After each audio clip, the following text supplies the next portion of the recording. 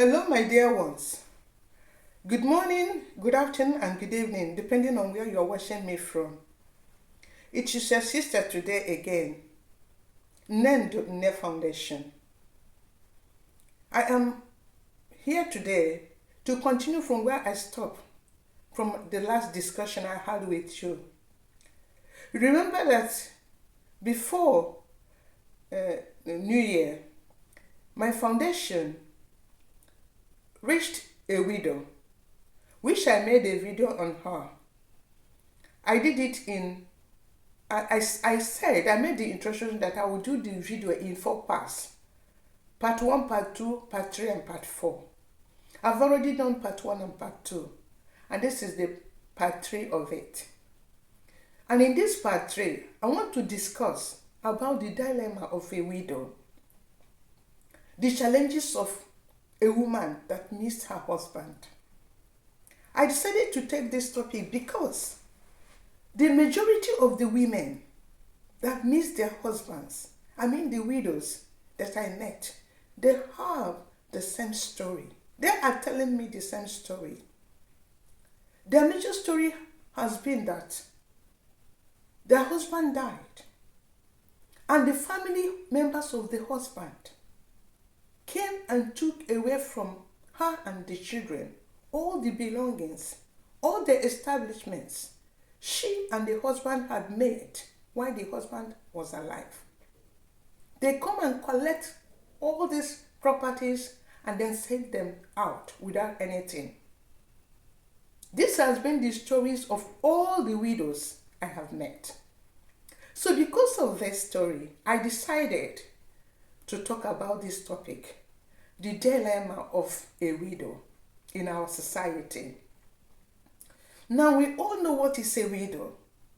A widow is a woman who has missed her husband.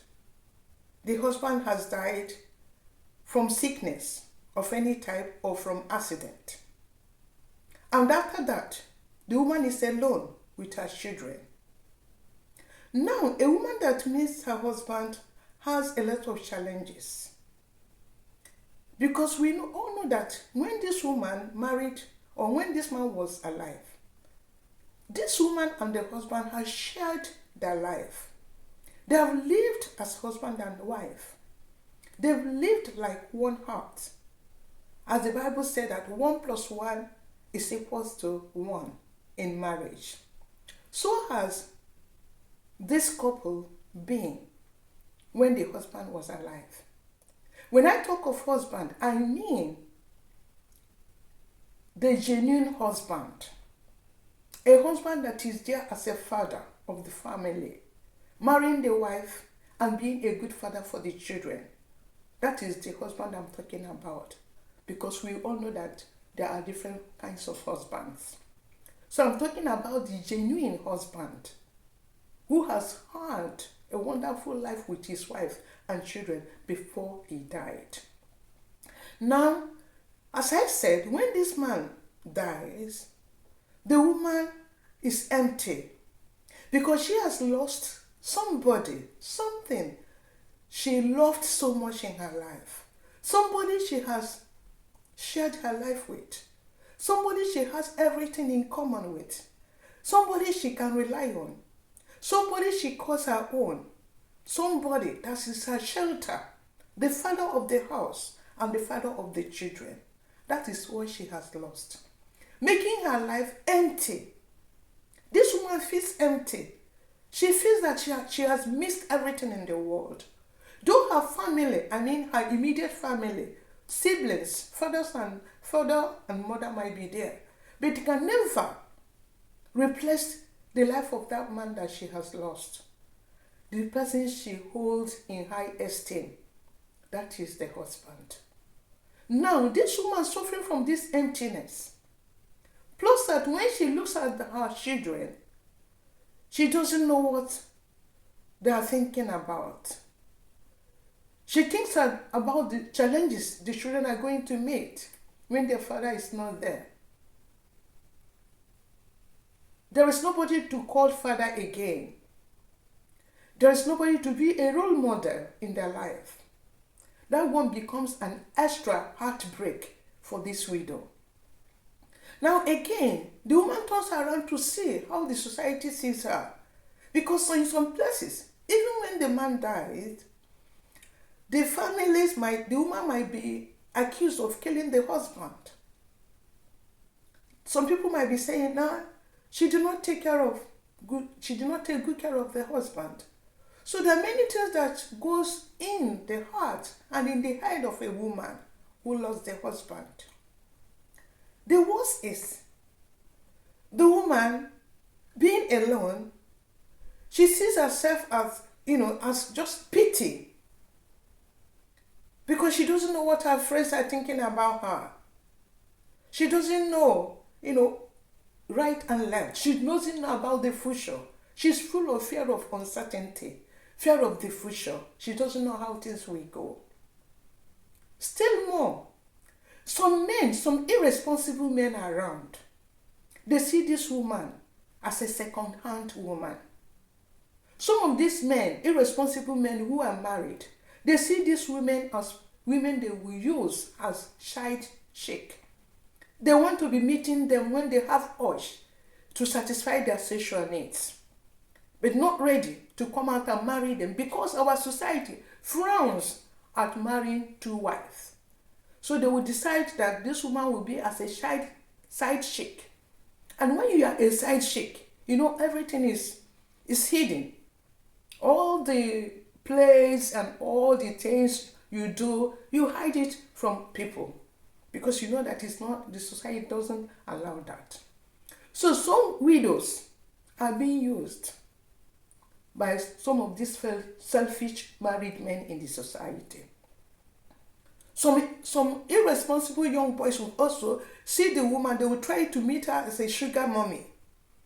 So this woman, this widow, is faced with many challenges that some of us that are not in their position doesn't even know about those challenges. And the worst of it all is when the family members who are supposed to be uncle and aunties of the children and the in-laws, brother-in-laws and sister-in-laws of this woman turn around to go and reap from this woman everything she has established with the husband before the husband died. So this is the worst part of it. This is what breaks the woman's heart. This is the common story of almost all the widows I have met. So this is the reason why I decided to talk about this. My major point is that I'm asking the society to please, if there is a law governing or protecting a widow and her children, let the society activate this law. Let this law be active. And it is very, very important that all the widows have information about their rights in different language that they will understand, both the literate and the illiterate among them. It is very, very important that there are offices easily accessible to these women, that when they are facing all these challenges, especially challenges from the families of the deceased husband, that they are threatening to take things from her, things that belongs to her and the husband. They don't want to take this thing from her and the children. Now this woman in question this widow should please go and contact those offices so that they can fight for them. I am pleading in this video that the society should please take this very serious, because my contact with these widows opened my eyes to the sufferings and the agony these women are going through. I want anybody that listens to this thing I'm saying now, please do not just jump over it. I want you to think over what I'm saying. I want you to ask yourself a question. If you're a man or a woman, if you have a sister-in-law, are you one of those that is preparing to come and take the belongings, the things she has established with her husband, if your brother dies. I'm not praying for anybody to die, but ask yourself that question. Are you in that category? Are you one of those that will go to your brother's wife and the children and take everything your brother had just because your brother is no more? I want you to think about this. If you're one of those people, please resist from this attitude. Never you think about it, because it's not good. I've also seen cases of mothers in the village, widows in the village, where the uncle, where the brother to their husband, uncle to the children that has lost their father, where this uncle have come to take a piece of land which their brother has owned while he was alive.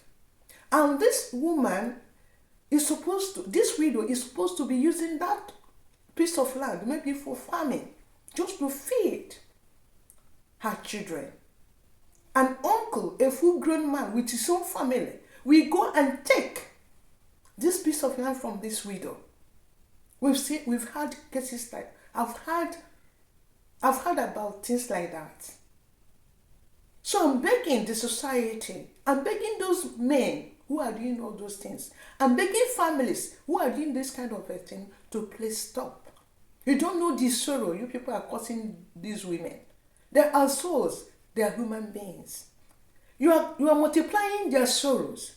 A woman who already missed his husband, a woman who already missed her husband, she's already in sorrow, she's already destroyed.